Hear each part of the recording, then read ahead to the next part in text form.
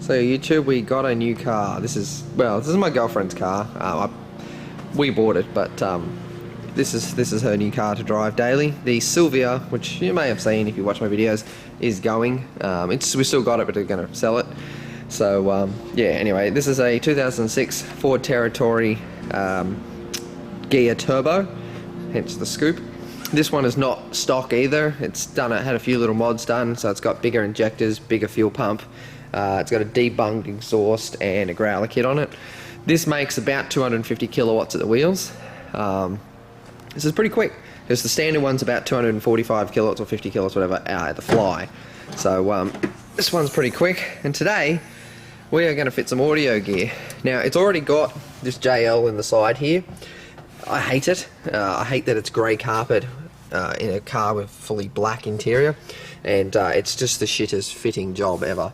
So that's coming out. Instead, temporarily for now, we're putting in this Hyphonics, which has got the little 8-inch, where is it there, which is the Cadence T-line box. We're just going to put it in temporarily for now until I build something for the car. I've got a set of Audison's coax speakers for the rear doors to replace the factory ones. The front doors have already got some sound strains in them, but they're coming out, so I can put in a matching set of splits that match these. I'm just going to go inside the shop and grab one of those, because I'm at the shop right now. Box of Dynamat, I'm going to Dynamat all the doors, and I've got a bonnet lip to go on it as well, a tinted one. And what's the other thing I'm doing to it? If I come down here, I've also got a Parrot MKI 9200, so it's a full Bluetooth kit, which is going to go in it as well. So that'll give it, because these have a factory Nokia Bluetooth, which is shithouse, so it's going to be able to have full normal Bluetooth pairing. So what was in here was that shitty box. It's a decent little JL10 in there. There's nothing wrong with the sub. The box was pretty shit, and it actually has the factory woofer there, and they literally just ran the wires from the factory woofer into the JL.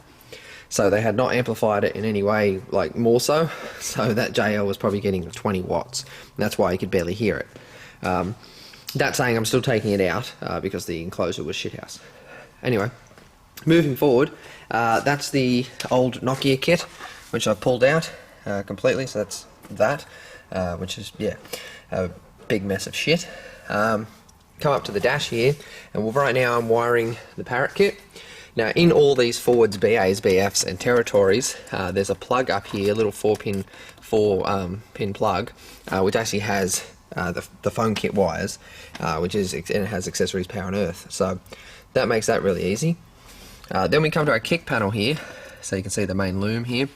There's a twisted blue pair and a twisted grey pair. So they are, blue is rear left and front right. Sorry, rear right and rear left. And then you just cut them, and the Parrot kit just goes in between. Same with if we now go over to the other side. I'll take this around. Alright, now come around the other side of the car here, and we've got a twisted pair of pink and a twisted pair of orange, which again is our rear and our front. So what I do is I'll just cut them in the middle, like that. These ones that go down go to the speakers. These ones that go back to the harness go to the head unit. Alright, and we are back onto the Territory now. I didn't really film much yesterday because I just didn't have time to film, but pretty much yesterday I ended up spending 4.5 hours and fitted the rear sub back in, which is also strapped in. The amp's on the back of the box as it was before, and in the front of the car, gave it a vacuum and a clean after I finished. I also fitted the Parrot kit there, and put the little control on the steering wheel, microphone up top. Drilled a hole in here, and I've got my USB from the Parrot. Also got a bass knob. It's actually a focal bass knob, but it still works on the Hyphonics amp. So I'll pull this piece of foam off, and I'll be deadening obviously on the inside of the door, but then also on the outside skin of the door, and then the foam can go back over it later. Alright, now this is the kind of install I've opened the doors up to find. So we've got tweeter there, which I just drilled the holes out of the factory one and kind of pushed in these ones. Speaker mounted to an MDF space. There was nothing wrong with that. I'm going to probably use the spaces, but I'm going to paint them. And then we've got a crossover, which was just kind of here in the door. So it was stuck on at some point, I think, to the door, but had fallen off. So, alright, now that's one full sheet of Dynamat, as you can see on the back layer of the door. So just as a comparison, there's that one. Now walk around here, makes it a lot deadener, so that sounds a lot better. And yeah, anyway, now I'm just going to do obviously the front side and then repeat. Alright, and that's one sheet used. As you can see, full coverage on the door. Obviously I cut out the hole for the speaker and also just left that there because that lock actually moves up and down, so just leave that one open. But otherwise it's fully sealed and ready for the next bit. So now go on to the rear doors. Alright, so that's all 4 doors now completely deadened, both in and outer shells of the door.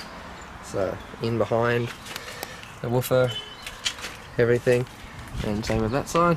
So that's that. Anyway, now we'll probably do the easy job and fit the rears in and then put them back together. Alright, front doors are ready to go back on. The foam just kind of pushes up once the door card goes on, but speakers are mounted, as are crossovers, which are just tucked just in there, and they're just dynamated on there, literally this big, and then we've got our tweeters mounted. Alright, and that is a weekend's work just about over. So got all the doors back together, but obviously got the Audisons in all 4 doors. Tweeters up on the sails, which look pretty good because they had been hacked apart, so I just had to kind of grind them back down and then glue those ones in, which came out pretty nice, and it sounds pretty good. There's no point in me showing you the sound test because, let's be honest, it'll either be some shit copyright-free music or something I'll get copyright for, but take my word for it, it does sound pretty good considering it's not amplified. All the doors are deadened. We've got a sub now, so anyway, that sets the car up temporarily. Just gave it a quick wash, fitted the bonnet lip, tinted bonnet lip, and I put the territory sticker on it, which is silver, which I think looks pretty nice, having the silver bonnet lip on it. And it just makes the car look a little bit classier, I think.